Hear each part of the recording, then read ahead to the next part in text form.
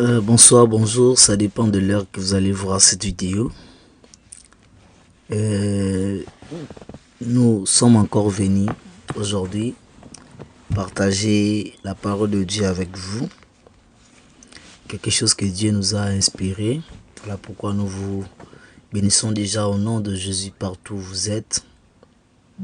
Nous allons essayer de parler sur un thème qui va vraiment nous bénir, qui sera une bénédiction pour nous.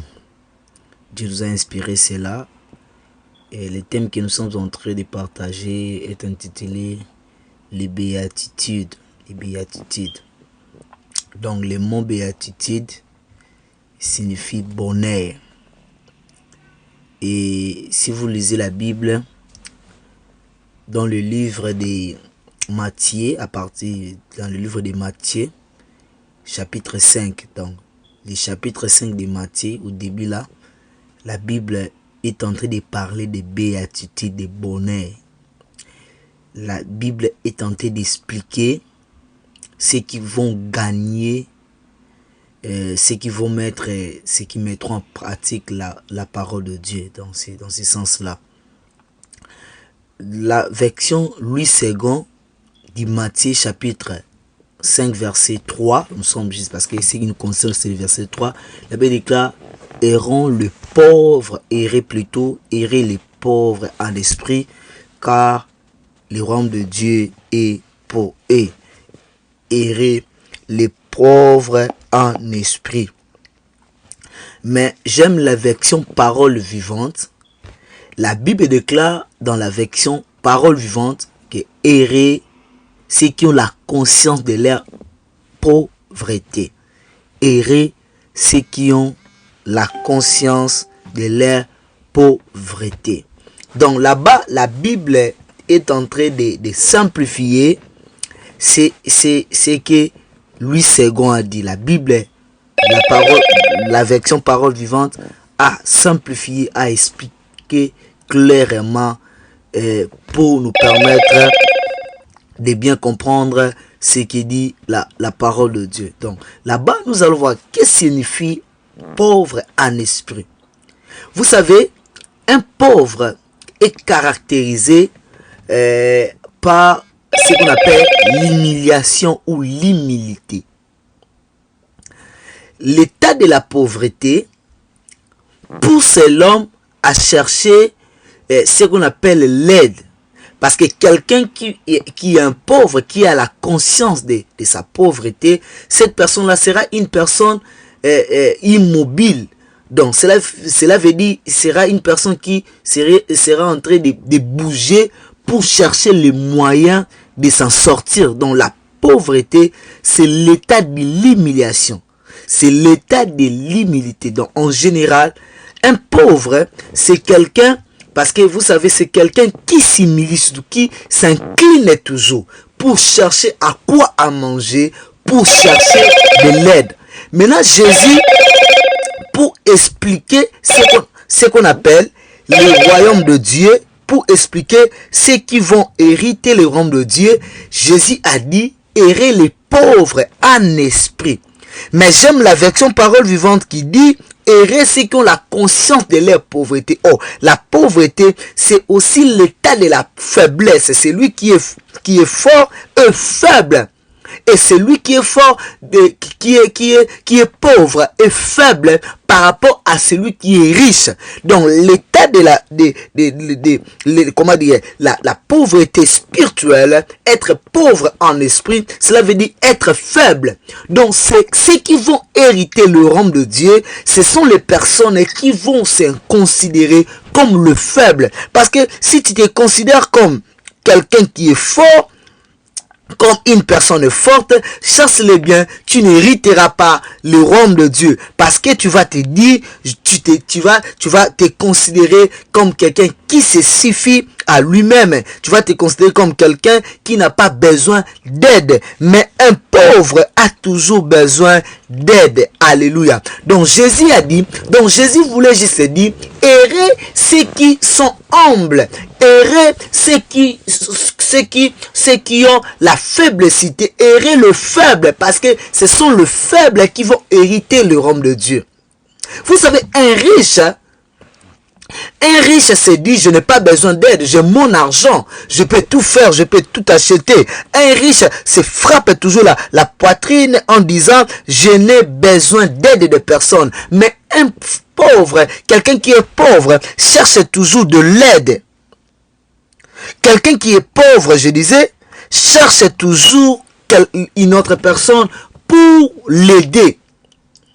Donc cette conscience-là, de la pauvreté, cela veut dire, quelqu'un qui est pauvre, vous savez, il y a une histoire, la Bible est tentée de dire, venez acheter sans argent. Donc, ceux qui peuvent acheter sans argent, c'est quelqu'un qui est considéré comme un pauvre. Parce qu'un riche ne peut pas aller, les riches n'aiment pas les choses gratuites. Les riches achètent les choses. Donc, lorsque nous parlons de la pauvreté, lorsque nous parlons de quelqu'un qui est pauvre en esprit, cela veut dire, bien aimé, nous faisons allusion aux faibles. Donc, une personne qui se considère comme un faible, il va chercher un sauveur. Il va chercher quelqu'un pour le soutenir. Or, c'est lui qui est notre force.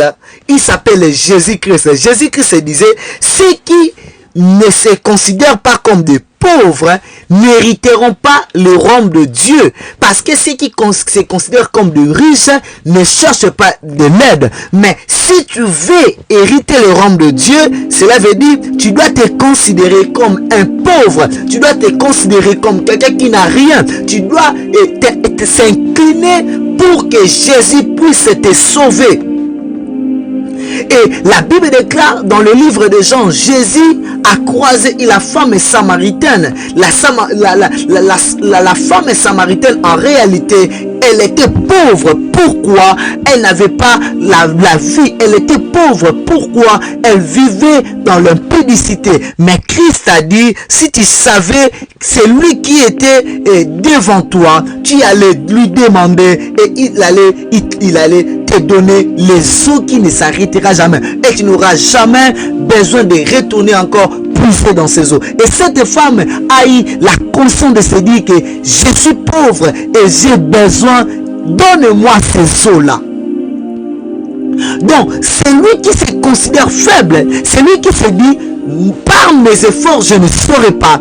Par mes efforts, je ne peux pas. Je suis un homme faible. Je suis un homme qui ne manque pas de péché. Parce que la Bible déclare, si vous dites que vous n'avez pas de péché, vous êtes menteur. Et la vérité n'est point en vous. Donc cela veut dire les pauvres, c'est ceux qui reconnaissent leurs défauts. Ce sont des personnes qui reconnaissent que le péché, ce sont les personnes qui reconnaissent leurs difficultés.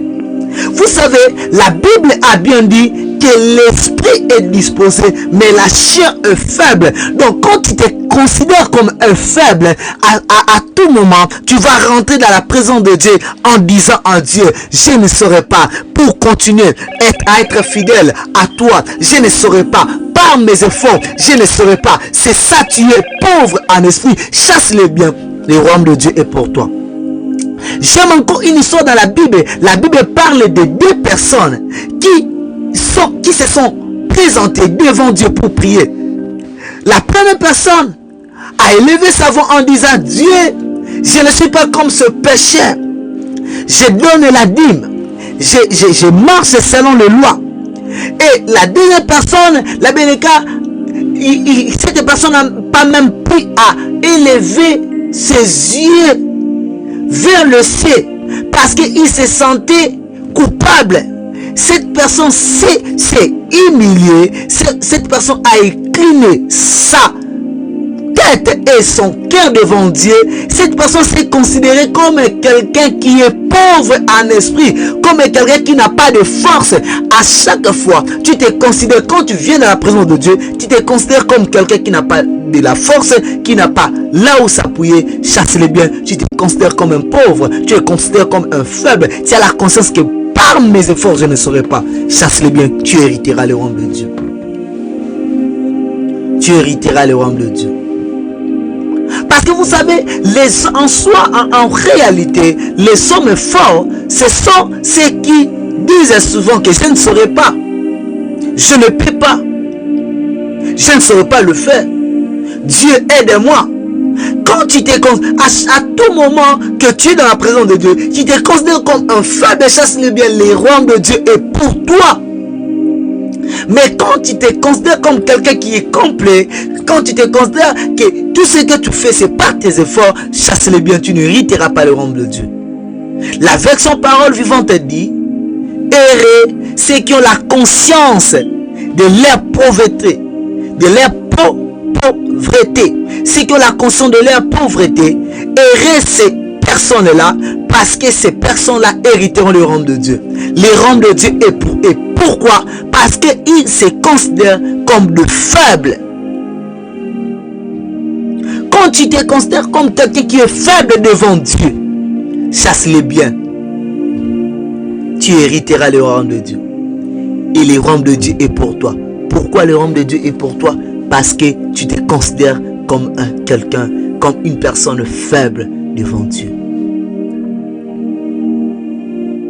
Mais des gens qui se tapent la poitrine, les gens, même parce que vous savez, la pauvreté, c'est aussi, être pauvre en esprit, c'est quoi?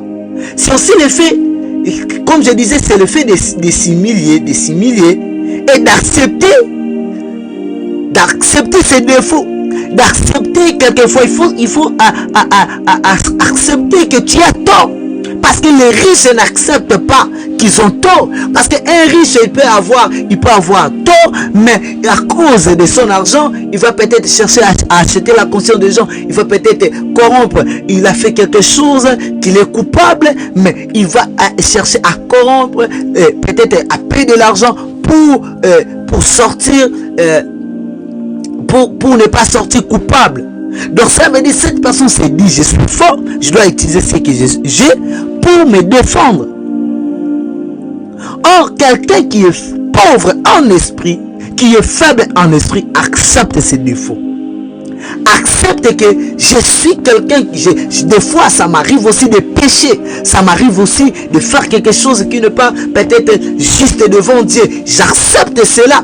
Les pauvres en esprit, les faibles en esprit acceptent leurs défauts. Mais si tu acceptes tes défauts, si des fois tu t'excuses, parce que vous savez, les riches ne s'excusent pas. Les riches, les faibles, les pauvres en esprit, ce sont les gens qui acceptent d'aller demander pardon.